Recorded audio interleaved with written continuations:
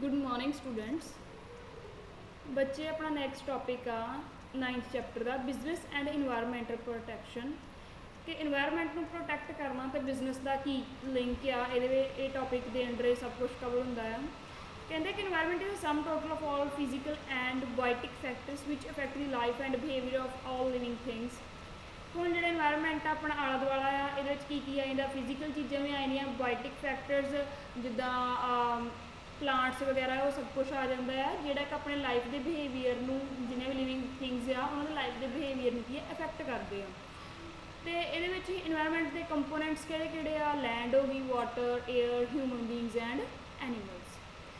ਸੋ ਜੇਕਰ ਇਹ ਆਪਣਾ ਇਕੋਲੋਜੀਕਲ ਬੈਲੈਂਸ ਮੇਨਟੇਨ ਕਰਨਾ ਚਾਹੁੰਦੇ ਆ ਤਾਂ ਇਹਨਾਂ ਨੂੰ ਕੀ ਆ ਕਾਹਦੀ ਜ਼ਰੂਰਤ ਪੈਂਦੀ ਹੈ ਕਿ ਉਹ ਪੋਲਿਊਸ਼ਨ ਫਰੀ ਉਹਨਾਂ ਨੂੰ ਇਨਵਾਇਰਮੈਂਟ ਜਿਹੜਾ ਉਹ ਮਿਲੇ। ਸੋ ਜਿਹੜਾ ਮੇਨ ਇੰਪੋਰਟੈਂਟ ਚੀਜ਼ ਆ ਇਨਵਾਇਰਮੈਂਟਲ ਪ੍ਰੋਟੈਕਸ਼ਨ ਇਹਦੀ ਜਿਹੜੀ ਮੇਨ ਇੰਪੋਰਟੈਂਸ ਆ ਹਰੇਕ ਬੰਦੇ ਦੀ ਲਾਈਫ ਦੇ ਵਿੱਚ ਹਰੇਕ ਲਿਵਿੰਗ ਬੀਇੰਗ ਦੀ ਲਾਈਫ ਦੇ ਵਿੱਚ। Environmental protection is of great significance since all human activities agriculture industry science and technology etcetera are based as natural resource. ਹੁਣ ਜਿੰਨੀਆਂ ਵੀ ਹਿਊਮਨ ਐਕਟੀਵਿਟੀਜ਼ ਆ ਐਗਰੀਕਲਚਰ ਆ ਇੰਡਸਟਰੀ ਆ ਸਾਇੰਸ ਟੈਕਨੋਲੋਜੀ ਸਾਰੇ ਕਿਤੇ ਡਿਪੈਂਡ ਕਰਦੀਆਂ ਜਿੰਨੇ ਵੀ ਨੈਚੁਰਲ ਰਿਸੋਰਸਿਸ ਹੁੰਦੇ ਆ। ਇਟ ਮੀਨਸ ਨੈਚੁਰਲ ਰਿਸੋਰਸਿਸ ਕਿਹਦੇ ਨਾਲ ਲਿੰਕਡ ਆ ਇਨਵਾਇਰਮੈਂਟ ਦੇ ਨਾਲ। ਸੋ ਜਿਹੜੀ ਆਪਣੀ ਇਨਵਾਇਰਮੈਂਟ ਪ੍ਰੋਟੈਕਸ਼ਨ ਆ ਉਹਨੂੰ ਮਤਲਬ ਇਨਵਾਇਰਮੈਂਟ ਨੂੰ ਪ੍ਰੋਟੈਕਟ ਕਰਨਾ ਬਹੁਤ ਜ਼ਿਆਦਾ ਇੰਪੋਰਟੈਂਟ ਆ।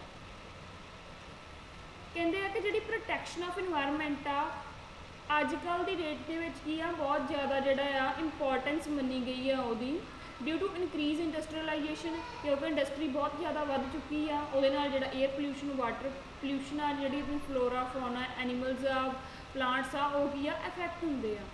Emission from industries has seriously affected the health of worker and nearby resident. ਹੁਣ ਜਿੰਨਾ ਵੀ ਜ਼ਿਆਦਾ ਜੋ ਵੇਸਟੇਜ ਨਿਕਲਦਾ ਇੰਡਸਟਰੀਜ਼ ਦਾ ਉਹਦੇ ਨਾਲ ਕੀ ਆ ਵਰਕਰਸ ਦੀ ਹੈਲਥ 'ਤੇ ਇਫੈਕਟ ਪੈਂਦਾ ਆ ਜਾਂ ਨੇੜੇ ਬੰਨੇ ਉਹ ਫੈਕਟਰੀਜ਼ 'ਤੇ ਜੋ ਜਿਹੜੇ ਬੰਦੇ ਰਹਿ ਰਹੇ ਹੁੰਦੇ ਉਹਨਾਂ ਦੀ ਹੈਲਥ ਦੇ ਉੱਪਰ ਇਫੈਕਟ ਪੈਂਦਾ ਹੈ। ਸੋ ਇਹਦੇ ਉੱਪਰ ਲਿਖਿਆ ਕਿ ਕਿੰਨੇ ਟਨ ਜਿਹੜਾ ਆ 23,412 ਮਿਲੀਅਨ ਟਨਸ ਜਿਹੜਾ ਆ ਪਰ ਐਨਮ ਜਿਹੜਾ ਆ ਇਹ ਐਮਿਸ਼ਨ ਕੀਤਾ ਜਾਂਦਾ ਆ। Out of this 63.42% is contributed by industrial sector. ਮਤਲਬ ਆ ਜਿੰਨਾ ਵੀ 23,412 ਮਿਲੀਅਨ ਟਨਸ ਆ ਇਹਦੇ ਵਿੱਚੋਂ 63% ਦੇ ਨੀਅਰ ਅਬਾਊਟ ਜਿਹੜਾ ਇੰਡਸਟਰੀਅਲ ਸੈਕਟਰ ਕੰਟਰੀਬਿਊਟ ਕਰਦਾ ਹੈ ਅਤੇ ਰੈਸਟ ਜਿਹੜਾ 29% ਦੇ ਰਿਲੇਟਡ ਡੋਮੈਸਟਿਕ ਸੈਕਟਰ ਮਤਲਬ ਜਿਹੜੇ ਘਰੇਲੂ ਸੈਕਟਰ ਆ 6% ਆਟੋਮੋਬਾਈਲ ਜਿੱਦਾਂ ਕਿ ਜੋ ਵੀ ਆਪਣੀਆਂ ਗੱਡੀਆਂ ਜਾਂ ਵਹੀਕਲਸ ਹੋ ਗਏ ਉਹ ਕੰਟਰੀਬਿਊਟ ਕਰਦੇ ਆ। ਨੈਕਸਟ ਆ Bhopal gas tragedy of 1984 is a good example of air pollution.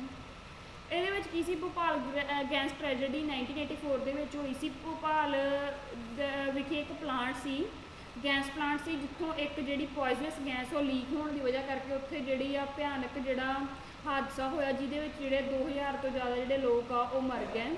ਇਹ ਕਿਹਦੀ ਵਜ੍ਹਾ ਕਰਕੇ ਆਇਆ ਇਹਦੇ ਪਿੱਛੇ ਜਿਹੜੇ ਕਾਰਨ ਸੀ ਉਹ ਇਹ ਸੀ ਕਿ ਉੱਥੇ ਕੋਈ ਸਹੀ ਤਰੀਕੇ ਦਾ ਜਿਹੜਾ ਲੀਗਲ ਕੰਟਰੋਲ ਉਹ ਨਹੀਂ ਸੀ। ਜਿਹੜਾ ਅਲਾਰਮ ਵੱਜਣਾ ਸੀ ਅੱਗ ਲੱਗਣ ਦੇ ਉੱਤੇ ਉਹ ਨਹੀਂ ਵੱਜਿਆ ਨਾ ਹੀ ਉੱਥੇ ਕੋਈ ਬਚਾਉਣ ਦਾ ਤਰੀਕਾ ਸੀ ਉਹਨਾਂ ਇੰਪਲੋਈਜ਼ ਨੂੰ। ਸੋ ਇਹ ਸਾਰੀਆਂ ਜਿਹੜੀਆਂ ਵਜ੍ਹਾ ਸੀ ਜਿਹਦੀ ਵਜ੍ਹਾ ਕਰਕੇ ਇੰਨਾ ਵੱਡਾ ਜਿਹੜਾ ਹਾਦਸਾ ਹੋਇਆ।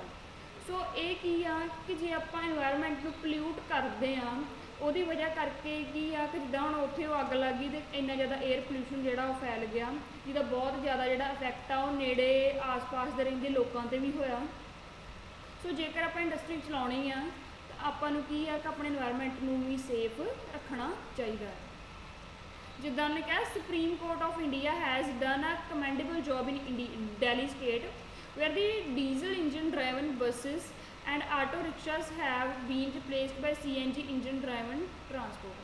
ਕਿ ਜਿਹੜੀਆਂ ਬੱਸਿਸ ਆ ਉਹ ਡੀਜ਼ਲ ਇੰਜਨ ਦੇ ਥਰੂ ਚੱਲਦੀਆਂ ਪਈਆਂ ਆ ਦਿੱਲੀ ਦੇ ਵਿੱਚ ਅਤੇ ਜਿੰਨੇ ਵੀ ਆਪਣੇ ਆਟੋ ਰਿਕਸ਼ਾਸ ਆ ਉਹ ਕਿਤੇ CNG ਗੈਸ ਦੇ ਉੱਪਰ ਚੱਲਦੇ ਪਏ। ਉਸ ਤੋਂ ਬਾਅਦ ਆ ਕਾਰਨ ਕੀ ਆ ਇਨਵਾਇਰਮੈਂਟਲ ਪੋਲਿਊਸ਼ਨ ਦੇ ਕਿਉਂ ਹੁੰਦਾ ਆ। ਠੀਕ ਆ ਇਹ ਬਿਜ਼ਨਸ ਦੇ ਲਈ ਵੀ ਬਹੁਤ ਵੱਡਾ ਜਿਹੜਾ ਚੈਲੰਜ ਹੈ ਕਿ ਕਿੱਦਾਂ ਪ੍ਰੋਟੈਕਟ ਕੀਤਾ ਜਾਵੇ ਅਤੇ ਕਾਰਨ ਵੀ ਜਿਹੜੇ ਬਿਜ਼ਨਸ ਤੋਂ ਹੀ ਜਿਹੜਾ ਆ ਉਹ ਕ੍ਰੀਏਟ ਹੁੰਦੇ ਆ। ਕਿਹੜੇ ਕਾਜ਼ਜ਼ ਆ ਏਅਰ ਪੋਲਿਊਸ਼ਨ ਕਾਜ਼ ਹੁੰਦਾ ਹੈ ਇੰਡਸਟਰੀ ਤੋਂ।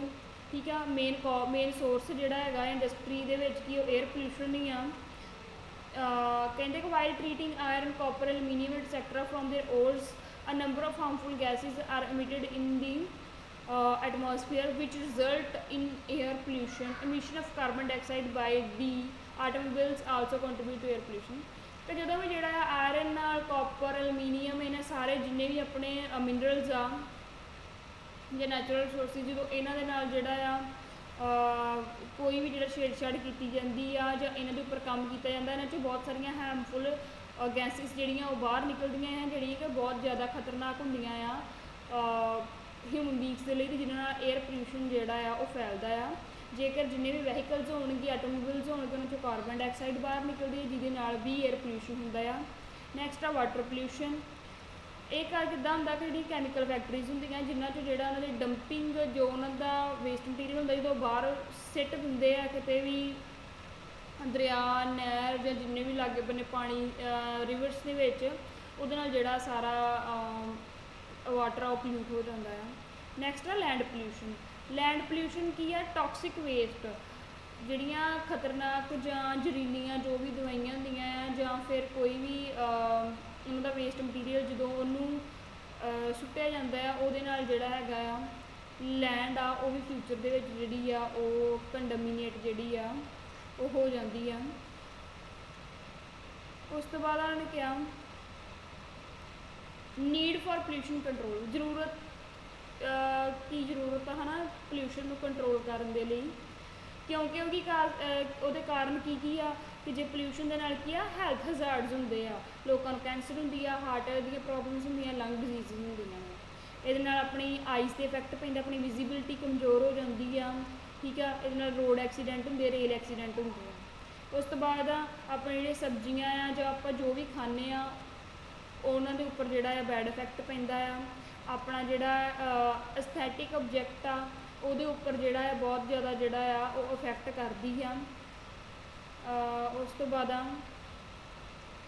It makes river unfit for fishing and swimming, ਕਿ ਜਦੋਂ ਆਪਣੇ ਵਾਟਰ ਪੋਲਿਊਟ ਹੋ ਗਿਆ ਉਹਦੇ ਵਿੱਚ ਜਿੰਨੇ ਵੀ ਜੀਵ ਜੰਤੂ ਰਹਿੰਦੇ ਆ, ਐਕੁਆਟਿਕ ਐਨੀਮਲਸ ਰਹਿੰਦੇ ਆ, ਉਹ ਵੀ ਕੀ ਆ ਉਹਨਾਂ ਦੀ ਹੈਲਥ ਦੇ ਉੱਪਰ ਵੀ ਬੈਡ ਇਫੈਕਟ ਪੈਂਦਾ ਹੈ।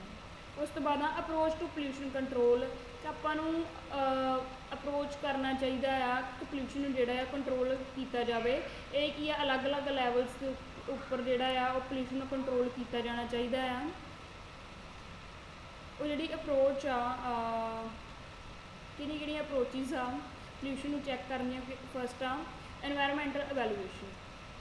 ਕਹਿੰਦੇ ਕੋਈ ਵੀ ਇੰਡਸਟਰੀਅਲ ਐਕਟੀਵਿਟੀ ਨੂੰ ਅੰਡਰਟੇਕ ਕਰਨ ਤੋਂ ਪਹਿਲਾਂ ਕੀ ਆ ਇਹ ਜਿਹੜੀ ਅਪਰੋਚ ਆ ਇਹਦੇ ਵਿੱਚ ਕੀ ਕੀਤਾ ਜਾਂਦਾ ਹੈ, ਐਨਵਾਇਰਮੈਂਟ ਨੂੰ ਜਿਹੜਾ ਹੈਗਾ ਆ ਉਹਨੂੰ ਇਵੈਲੂਏਟ ਕੀਤਾ ਜਾਂਦਾ ਹੈ, ਉਹਦਾ ਇਫੈਕਟਸ ਵੇਖੇ ਜਾਂਦੇ ਆ, ਉਹਨਾਂ ਨੂੰ ਇਫੈਕਟਸ ਨੂੰ ਸਟੱਡੀ ਕੀਤਾ ਜਾਂਦਾ ਆ। ਅਤੇ ਉਸੇ ਟਾਈਮ ਦੇ ਉੱਪਰ ਜਿਹੜਾ ਆ ਨੈਸੈਸਰੀ ਸਟੈਪਸ ਜਿੰਨੇ ਵੀ ਜ਼ਰੂਰੀ ਸਟੈਪਸ ਆ ਉਹ ਲੈ ਜਾਂਦੇ ਆ ਤਾਂ ਕਿ ਆਪਾਂ ਐਨਵਾਇਰਮੈਂਟਲ ਪੋਲਿਊਸ਼ਨ ਨੂੰ ਚੈੱਕ ਕਰੀਏ। ਜਦੋਂ ਮਤਲਬ ਕਿ ਆਪਾਂ ਇਹ ਦੇਖੀਏ ਕਿ ਜੇ ਆਪਾਂ ਇੰਡਸਟਰੀ ਇੱਥੇ ਸੈਟਅਪ ਕਰਾਂਗੇ ਤਾਂ ਕੀ ਜਿਹੜੇ ਉਹਦੇ ਕਾਰਨ ਹੋਣਗੇ ਐਨਵਾਇਰਮੈਂਟਲ ਪੋਲਿਊਟ ਹੋਣਗੇ। Setting up of pollution standards. According to this approach, the allowable standards of pollutants are set up in order to control the pollution. Air pollution is controlled in this manner. For example, Euro 2 emission norm is used as standard of emission for small cars. ਇਹਦੇ ਵਿੱਚ ਨਾ ਇੱਕ standard set ਕੀਤੀ ਜਾਂਦੀ ਹੈ ਕਿ ਆਹ ਵਾਲੀ ਚੀਜ਼ ਇੰਨਾ ਹੀ ਪੋਲਿਊਸ਼ਨ ਜਿਹੜਾ ਵਾ ਇੰਨੇ ਲੈਵਲ ਤੱਕ ਜਿਹੜਾ ਆ ਉਹ ਕਰ ਸਕਦੀ ਹੈ, ਤੋਂ ਵੱਧ ਨਹੀਂ ਕਰ ਸਕਦੀ। ਇਸ ਤਰੀਕੇ ਨਾਲ ਜਿਹੜਾ ਏਅਰ ਪੋਲਿਊਸ਼ਨ ਕੰਟਰੋਲ ਕੀਤਾ ਜਾਂਦਾ ਹੈ। ਉਸ ਤੋਂ ਬਾਅਦ ਰੈਗੂਲੇਸ਼ਨ ਦੇ ਵਿੱਚ ਕੀ ਆ ਕਿ ਜਦੋਂ ਵੀ ਕੋਈ ਨਵੀਂ ਇੰਡਸਟਰੀ ਲਾਉਣੀ ਆ ਜਾਂ ਕੋਈ ਵੀ ਐਕਟੀਵਿਟੀ ਕਰਨੀ ਹੈ ਮਿਊਨਸੀਪਲ ਡਿਸਚਾਰਜ ਰਿਲੇਟਡ, ਆਪਾਂ ਨੂੰ ਕੀ ਪਹਿਲਾਂ ਲਾਇਸੈਂਸ ਲੈਣਾ ਪਊਗਾ। ਜੇਕਰ ਲਾਇਸੈਂਸ ਪਰਮਿਟ ਮਿਲਦਾ ਆ ਤਾਂ ਹੀ ਆਪਾਂ ਜਿਹੜਾ ਹੈ ਕੋਈ ਇੰਡਸਟਰੀ ਜਿਹੜੀ ਆ ਉਹ ਸੈਟਅਪ ਕਰ ਸਕਦੇ ਹਾਂ। ਇਹਦੇ ਵਿੱਚ ਕੀ it permits to discharge pollutants or waste by using certain board type of technology available.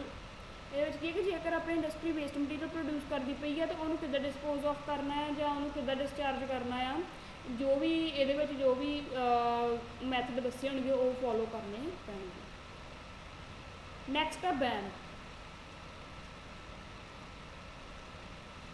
Substances to be used in industry should be examined before their use in order to see that whether they are safe or hazardous।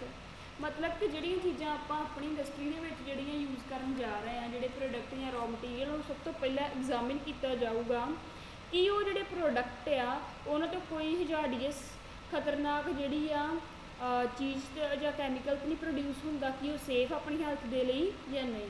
ਫਿਰ ਹੀ ਜਿਹੜਾ decision ਲਿਆ ਜਾਊਗਾ ਕਿ ਉਹਨਾਂ ਨੂੰ ਆਪਾਂ ਆਪਣੇ limited use 'ਚ ਰੱਖਣਾ ਆ, ਲੈਣਾ ਆ, ਜਾਂ ਉਹਨਾਂ ਨੂੰ ਟੋਟਲੀ ਬੈਨ ਕਰ ਦੇਣਾ ਆ। ਉਸ ਤੋਂ ਬਾਅਦ ਬਹੁਤ ਸਾਰੀਆਂ ਜਿਹੜੀਆਂ ਇਨਵਾਇਰਮੈਂਟਲ ਪ੍ਰੋਟੈਕਸ਼ਨ ਜਿਹੜੀਆਂ ਰੈਗੂਲੇਸ਼ਨਸ ਆ, ਇਹ ਤੁਹਾਨੂੰ ਇੰਨਾ ਜ਼ਿਆਦਾ ਕਰਨ ਦੀ ਜ਼ਰੂਰਤ ਨਹੀਂ ਆ ਕਿ ਇਹਦੇ ਵਿੱਚ ਮੇਨ ਇਹੀ ਚੀਜ਼ ਆ ਕਿ ਜਿਹੜੀ ਗਵਰਨਮੈਂਟ ਸੀ ਉਹਨੇ ਇੱਕ ਇਨਵਾਇਰਮੈਂਟਲ ਪ੍ਰੋਟੈਕਸ਼ਨ ਐਕਟ 1986 ਬਣਾਇਆ ਸੀ, ਜਿਹਦੇ ਅੰਦਰ ਇਨਵਾਇਰਮੈਂਟਲ ਪ੍ਰੋਟੈਕਸ਼ਨ ਦੇ ਰਿਲੇਟਡ ਜਿੰਨੇ ਵੀ ਆ ਪ੍ਰੋਵੀਜ਼ਨਸ ਦਿੱਤੀਆਂ ਸੀ, ਜੋ ਪ੍ਰੋਵੀਜ਼ਨਸ ਜਿਹੜੀਆਂ ਆ ਹਰੇਕ ਜਿਹੜਾ ਬਿਜ਼ਨਸਮੈਨ ਆ ਜਾਂ ਬਿਜ਼ਨਸ ਹਾਊਸਾਂ ਨੂੰ ਫੋਲੋ ਕਰਨੀਆਂ ਹੀ ਪੈਣਗੀਆਂ। So that's it. ਐਂਡ ਤੁਸੀਂ ਆਪਣੀ ਕਾਪੀ ਦੇ ਉੱਪਰ ਜਿਹੜਾ ਟੋਪਿਕ ਹੈ ਉਹਨੂੰ ਨੋਟ ਡਾਊਨ ਕਰ ਲੈਣਾ। Thank you.